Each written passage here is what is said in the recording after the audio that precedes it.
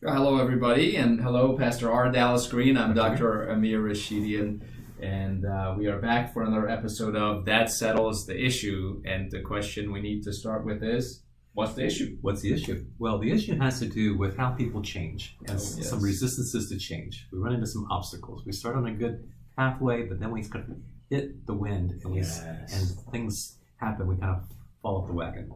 That's right. That's right. And we kind of chatted about this on the last episode as well. And I seemed a little skeptical about being able to maintain big changes. You've made a big change in your life. You're still on course, on plan. I'm a vegan. I'm not eating anything with a mother or or face. No face. That's fantastic. Well, good. So clearly, I was wrong on that side.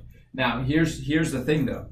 I believe that change requires extreme pain or extreme pleasure. Yes.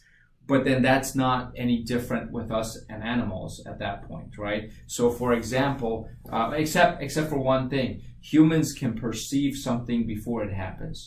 So we can pursue something for the perception of this is going to be pleasurable, yes, and then we'll pursue that, and we may change for that.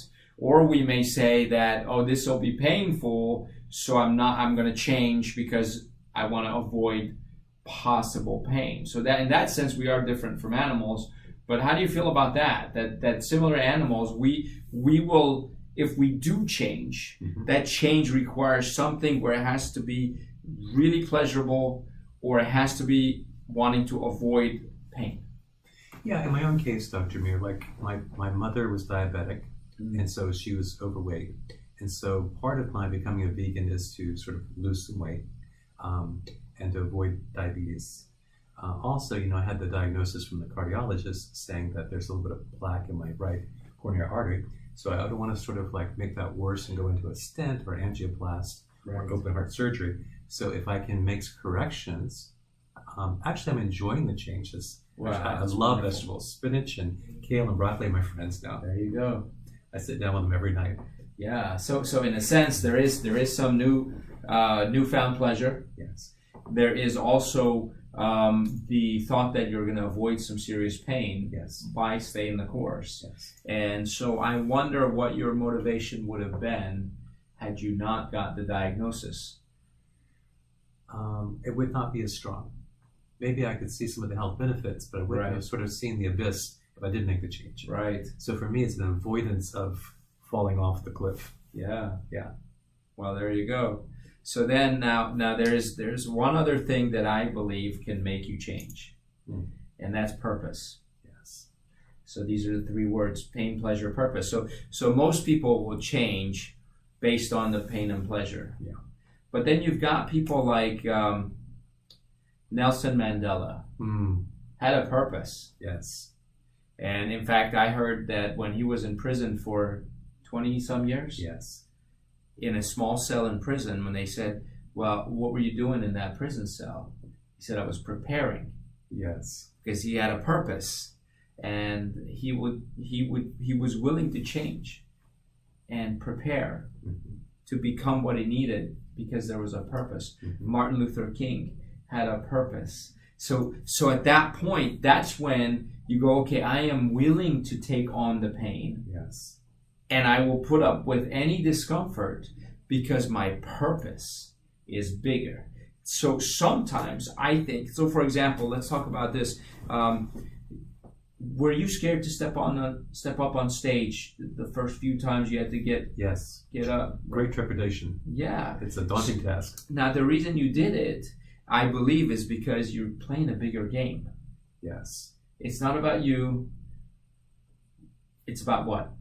It's really about God and Him receiving glory and honor. Right. Yes. And so that purpose is bigger. And sometimes if you're having trouble changing, you want to change something about you. And I would just go out on a limb and say a lot of the people listening are probably thinking, I really want to change my eating habits like you have. Yeah. And which is very admirable how you've done it and stuck with it for 4 weeks now or longer? 5 weeks. 5 weeks. Fantastic. Good for you. That's great. They want to do the same thing, So I think the reason they can't do it is because they're so focused on the pain and pleasure, and maybe the short term as opposed to the long term. So then the long term results are, oh, it would be nice to lose some weight. It would be nice to be healthy. It would be nice to, but it's not a must. But it has to become a must. You can be asymptomatic and not even know you have issues. I mean, for me, I didn't have any symptoms at all.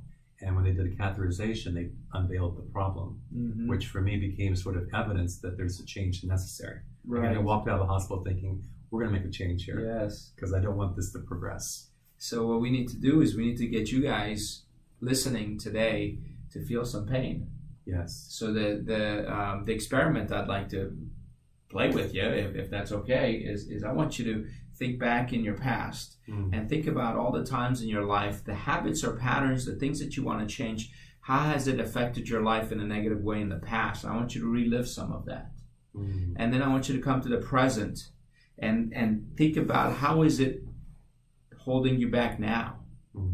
If it's weight that you want to lose, if you had started 10 years ago, what would you be like today? And you've lost those 10 years.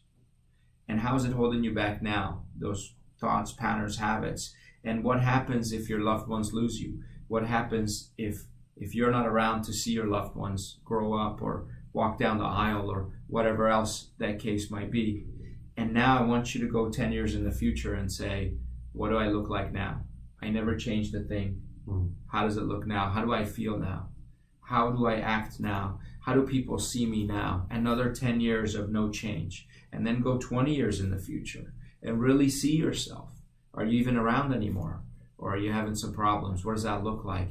And then once you really feel that pain, it's the same as getting that diagnosis. Yes. Because you just diagnosed yourself as, hey, I'm going to look older than I should. I'm going to feel worse than I should. I'm going to have less energy than I should. I'm not going to be able to enjoy life or my family or my friends or go out the house or any other. I lose all that.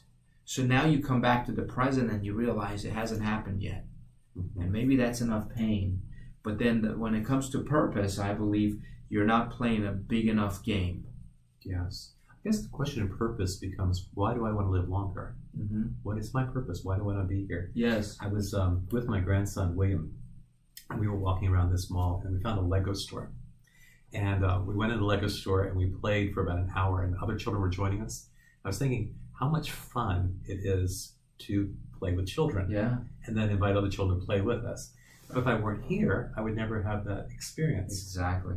So I really want to maximize those experiences and have the full joy of living. Yes. So that's why I want to be here. Oh, yeah. Yeah. Yeah. So there's a purpose, and there's the potential pain that we're avoiding, and there's the great pleasure of a fulfilling life. Yeah. Once you have all three, you will be able to change, and you can change. It also requires that step of faith, right? Because Yes. God will come alongside you and help you change, and will provide you the resources that you need, the motivation and all of that, so that you can make the change that you need. I heard somebody say, Dr. Mir, that they were trying to get more exercise in their life, so they got a membership in a gym, and their first objective was just to drive to the gym. Yes. And then their next objective was to spend 3 minutes in the gym. It They didn't start with an hour and a half. Yeah. They just started with something, I'm just going to drive there. I'm going to begin spending 3 minutes there. Now they're working on about an hour and a half, Wow. 3 or 4 times a week. But they had to sort of begin Right. incrementally. Oh, yeah. So let's say you want to get healthier, and you want to make some changes with your diet or your exercise. Maybe there's a small step we need to take. I like that. In that direction.